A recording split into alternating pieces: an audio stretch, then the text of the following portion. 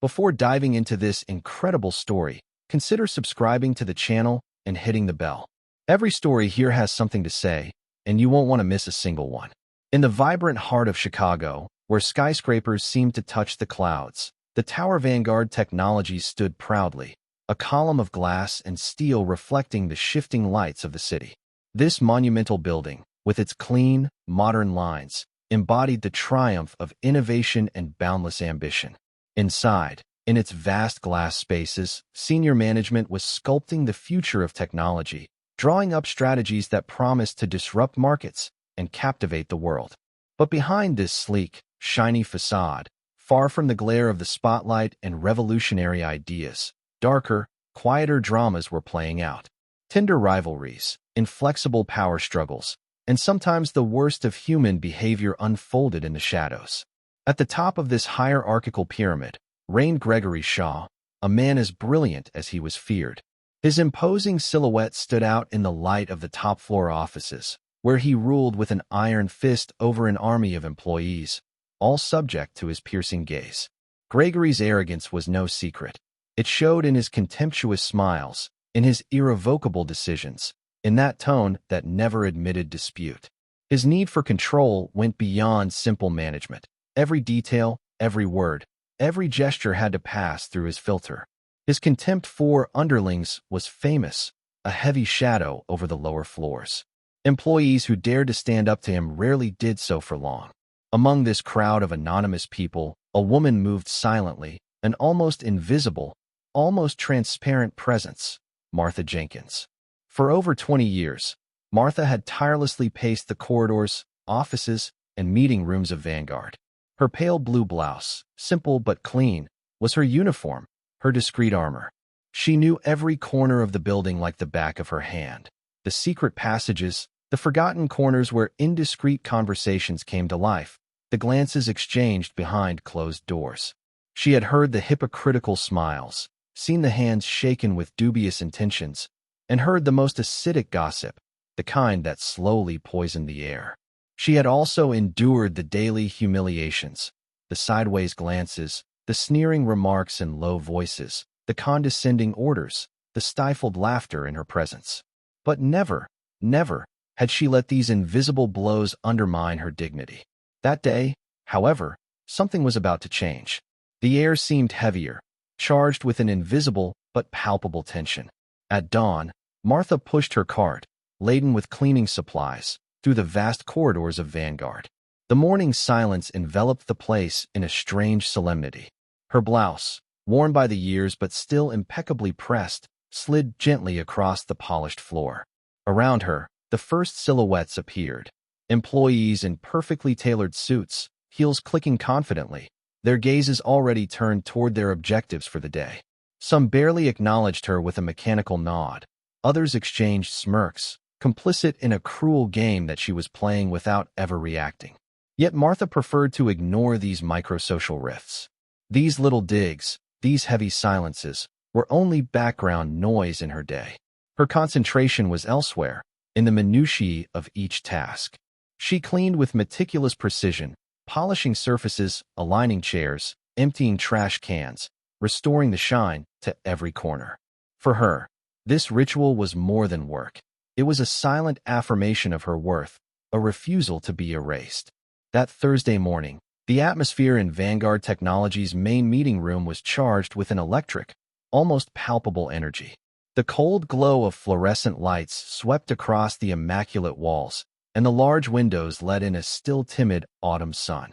The air seemed to vibrate with anticipation and a touch of nervousness, as if everyone knew this day would mark a turning point. At the center of this scene, Gregory Shaw, impeccably dressed in his dark suit and brightly colored tie, dominated the room. His erect posture, his piercing gaze, everything about his demeanor conveyed the power and confidence of a man who tolerated no failure. He had convened his board of directors to unveil an ambitious new strategy, a bold plan intended to conquer new markets and further establish Vanguard's supremacy in the tech world. The senior executives, seated around the large, polished wooden table, exchanged quick glances, some scribbling notes, others feigning polite interest. They all knew that Gregory brooked no argument, and that his impatience could turn to cold anger in an instant. Into this elite setting, a modest figure entered. Martha Jenkins, true to her routine, stepped forward with her cart laden with cleaning products, her gestures precise and measured. Her pale blue blouse, though simple and a little worn, was always clean and carefully tailored. She knew the importance of not attracting attention, but on this day, attention was quick to focus on her. As she was about to quickly clean the surfaces before the meeting began, a voice rang out, sharp and mocking. "Look who's here, the broom queen," Gregory Shaw said, a sarcastic smile tugging at his lips. He pointed at Martha, as if she were an exhibit in front of an audience. "Martha, tell us, did you manage to finish your round before I lost my patience?"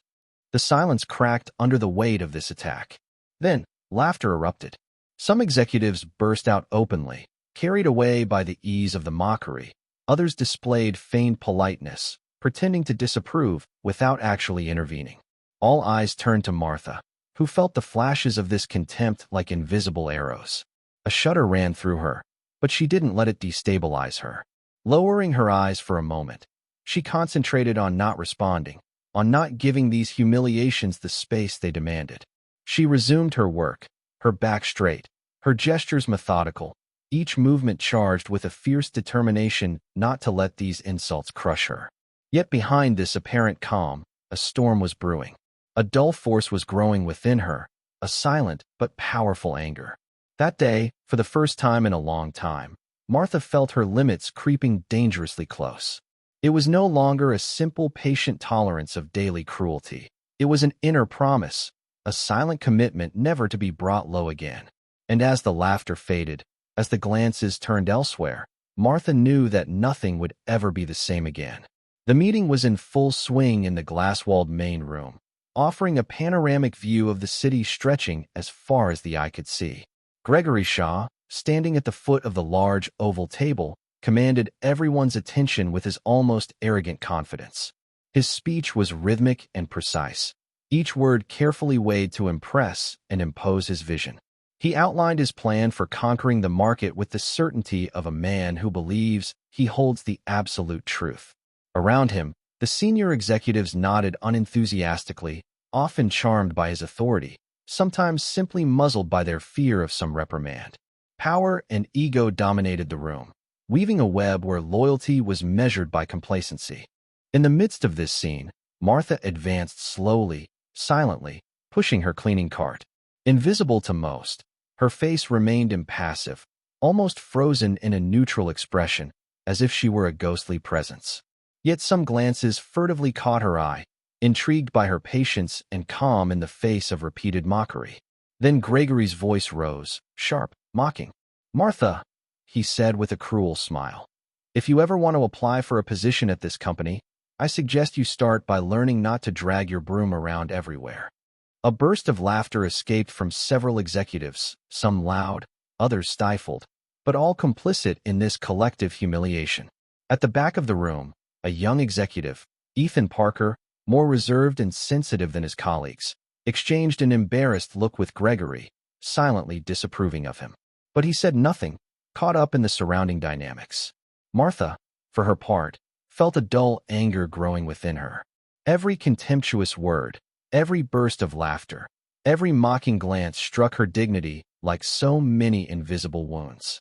She gathered her strength, refusing to give in to the pain, but aware that this time, things could not continue like this. As she bent down to pick up a piece of paper that had fallen to the floor, Gregory stepped forward, deliberately raising the volume of his voice so everyone could hear. "You know, Martha, you'd better remember that you're here to clean, not to lecture. That's how I keep order around here." An icy silence fell, suspended between Gregory's mockery and the room's expectation. But that was the spark. Something suddenly burst forth within Martha. Her gaze, usually gentle and conciliatory, became piercing, charged with a new determination and unsuspected strength. She slowly put down her bucket, straightened up, took a deep breath, and addressed the entire room in a clear, calm, but firm voice. "Mr. Shaw," she began calmly, "do you think a broom makes me inferior? That my years here don't count? That my dignity can be swept away like this dust I clean every day? Silence fell suddenly, heavy and solemn, as if time itself were holding its breath. The room, until then bustling with whispers and exchanged glances, suddenly seemed frozen in heavy expectation. Martha stood motionless, staring at Gregory with a gaze filled with a deep and undeniable truth. Then, in a voice calm but charged with a new intensity, she continued, "I've seen this company grow, Mr. Shaw. I've seen employees leave, humiliated, broken by words and decisions that left them with no hope. I've seen secrets hidden behind polite smiles and hypocritical handshakes. But most of all, I've seen the truth." Gregory frowned, his mask of arrogance flickering for a moment, betrayed by a flash of disconcertment. He said sarcastically, trying to regain control of the situation, "The truth, Martha? What truth? That you're just a cleaning lady who doesn't belong in this room." The muffled laughter resumed timidly in the room, but Martha didn't back down. On the contrary, she took a step forward, her face lighting up with a new, almost radiant strength. Her voice, clear and assured, cut through the air like a sharp blade. "I'm not here just to clean up, Mr. Shaw. I'm here because I know this company. I know its flaws, its injustices, its compromises. And above all, I refuse to let a man like you continue to crush others under the weight of his arrogance." A murmur ran through the room, a mixture of astonishment, concern, and admiration. The executives exchanged worried glances, some tense, others lost in thought. With a slow, determined gesture, Martha then took a small folder from her bag, this modest bag that actually concealed a veritable arsenal. She placed this folder in front of Gregory, on the large conference table, under the stunned gaze of everyone. The file was overflowing with documents, compromising photos and audio recordings, tangible and irrefutable evidence. "I could talk to you for hours about what you've done, Mr. Shaw, but today, I've decided to no longer be invisible." She placed her hands flat on the table, scanning each face, then stared at Gregory, who was paling visibly. "This evidence shows your wrongdoing, your systematic discrimination against employees, your illegal decisions that have already cost Vanguard dearly." Gregory, pale, tried to react, his voice breaking under the pressure. You can't prove that." But Martha, implacable, replied with cold assurance, "Perhaps, but this matter is already in the hands of the board of directors and the relevant authorities. You have been summoned tomorrow morning." A heavy silence fell over the room once again. Martha looked calmly into each of the executives' eyes, with a dignity and assurance that made the assembly tremble. For the first time, the CEO who thought he was untouchable was face to face with himself, vulnerable, unarmed. Gregory stood there, his face ashen, unable to muster a single meaningful response. The eyes of the executives, who had either adored or feared him until then, had shifted to Martha, now the real center of attention. "You can't do this, Martha." Gregory snapped, his voice shaking, laced with dull anger and palpable fear. "You're just a cleaning lady. Who's going to believe you?" Martha crossed her arms, her unflappable calm contrasting with the fury erupting before her. "You'll be surprised how the truth always comes out, Mr. Shaw." In the hours that followed, Gregory's office was flooded with calls from the board. Martha's file had triggered an immediate internal investigation. The executives, once silent accomplices, began talking among themselves, some even approaching Martha to thank her in secret. The next morning, at dawn, Gregory was officially summoned for a disciplinary hearing. Martha, meanwhile, received unexpected support from several employees and even a union representative. In the lobby, where she had once been looked down upon, she was now smiled at with respect. Her quiet strength was inspiring. As the days passed, word of Martha's boldness spread beyond the walls of Vanguard Technologies. Local journalists came to interview her, fascinated by this woman who, through her sheer determination, had shaken an empire. Within the company, attitudes slowly began to change. The board of directors implemented measures to reform the internal culture, establishing greater transparency and respect. Martha was invited to serve on an advisory committee on working conditions, an unprecedented honor for a woman in her position. As for Gregory Shaw, he was suspended pending the results of the investigation. His fall was swift and public, a lesson for those who believe that power justifies everything. A few weeks after Gregory Shaw's suspension, the case hit the media. The trial for abuse of power, discrimination, and malfeasance at Vanguard Technologies captivated the attention of Chicago and beyond. Martha Jenkins became the central figure in this fight. Appearing on several television shows, she recounted her experiences with humility but firmness, denouncing a system that crushed the weakest to protect the interests of the powerful. The courtroom was packed on the day of the first hearing. Gregory, still arrogant despite the circumstances, tried to intimidate Martha with his cold stare and sharp words. But Martha, supported by her lawyer Linda Harper, a passionate and tenacious woman, remained unshakable. During the hearings, testimony poured in. Several former employees testified under oath, confirming the accusations of discrimination, harassment, and financial embezzlement. Gregory tried to downplay the facts, accusing Martha of manipulating public opinion to get revenge. But the evidence presented was overwhelming. Documents, audio recordings, internal emails. Everything demonstrated the reality of the abuse. During a particularly tense confrontation, Gregory, overwhelmed by the prosecutor's questions, lost his temper and tried to insult Martha in the courtroom. A heavy silence fell. Then the judge firmly called the defendant to order. After several weeks of hearings, the jury finally delivered its verdict. Gregory Shaw was found guilty as charged. The sentence was harsh: a heavy fine, a ban from holding any managerial position for several years, and an obligation to pay compensation to the victims. In the courtroom, Martha felt a surge of emotion wash over her. She had just brought down a titan, not through force, but through her dignity and truth. Outside, the crowd applauded. The media hailed this historic victory for workers' rights and the fight against abuses. Months had passed since the verdict that rocked Vanguard Technologies. Martha Jenkins, now recognized as an iconic figure of courage and justice, had turned her life around. Invited to speak at conferences on workers' rights and the fight against discrimination, she used her voice to inspire and encourage others to stand up against injustice. Vanguard was under new leadership. Under pressure from the board and shareholders, the company undertook a major overhaul of its internal culture. Awareness programs, diversity and inclusion training, and a zero-tolerance policy for abuse were introduced. Employees, encouraged by this new spirit, rediscovered the pride of working in a company that finally recognized their value. In the neighborhood where Martha lived, her story had sparked genuine solidarity. Local associations mobilized to defend the rights of the most vulnerable, inspired by the example of this woman who had dared to challenge the authorities.